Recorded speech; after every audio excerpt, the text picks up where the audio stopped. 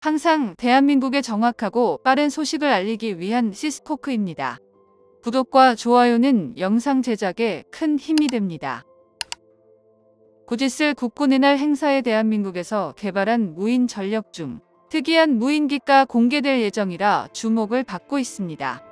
우크라이나 전쟁을 기점으로 현대 전장의 무인기가 가진 전력을 재평가하는 계기가 되면서 세계 각국들이 무인기 개발에 박차를 가하고 있는데요.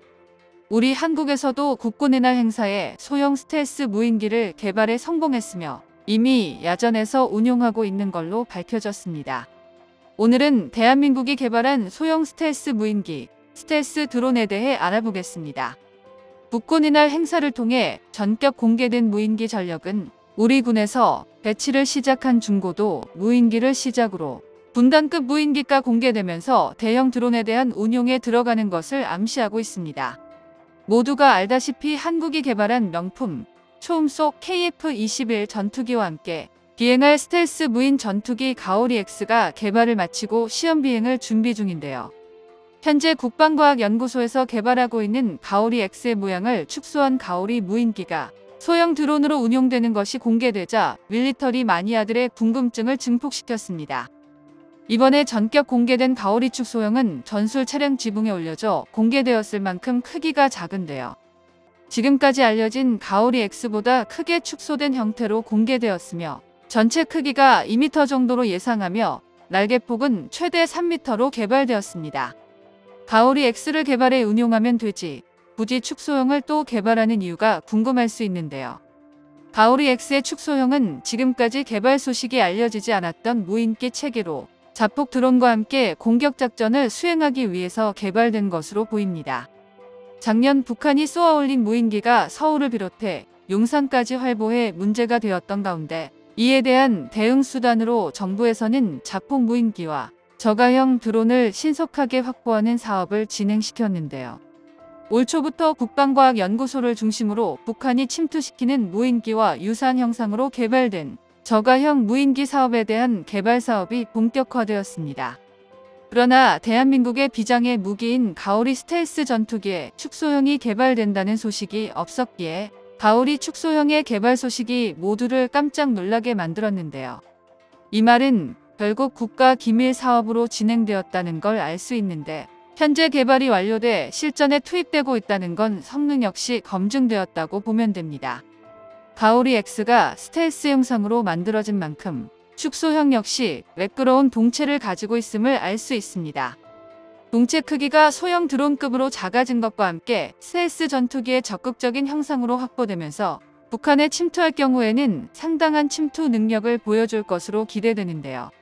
우크라이나 전에서 활약하고 있는 무인기들은 대부분 스텔스 형상이 없이 운용되고 있기에 공격하는 과정에서 소형 레이더에 포착되어 대공 방어 체계에 요격되고 있습니다.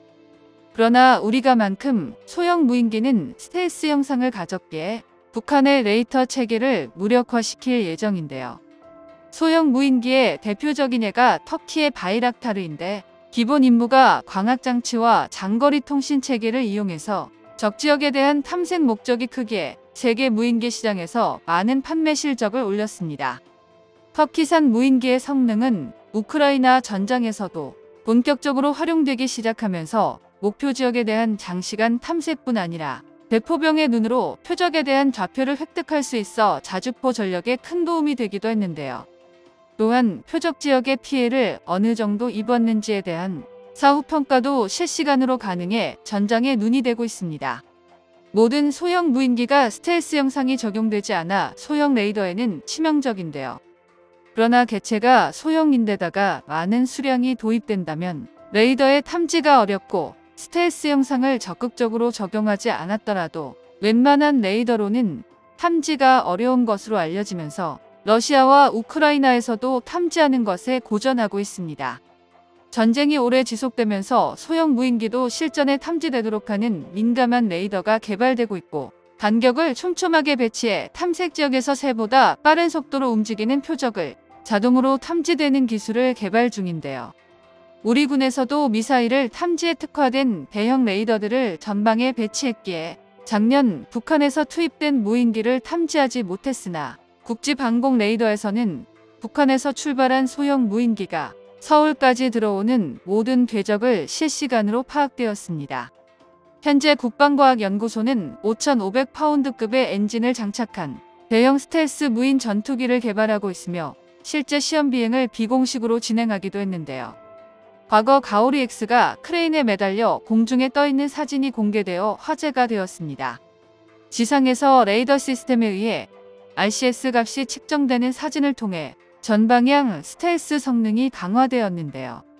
스텔스 웨폰이 장착되어 진정한 스텔스 형상을 적용하고 있으며 대형 크레인을 이용해 공중에 띄울 만큼 기체 전체가 대형으로 제작되었음을 파악할 수 있을 정도로 큰 덩치를 자랑했습니다.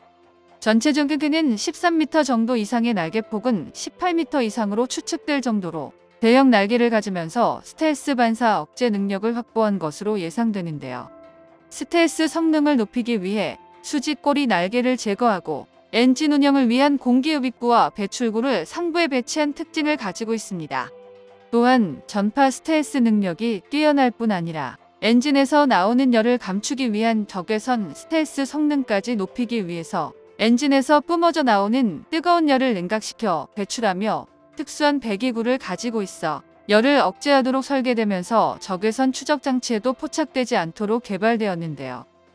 국방부는 최근 국방혁신 4.0의 일환으로 AI 기반의 유무인 전투체계로 전환하고 그물망식 킬 웹 작전을 도입할 예정이라고 밝혔습니다.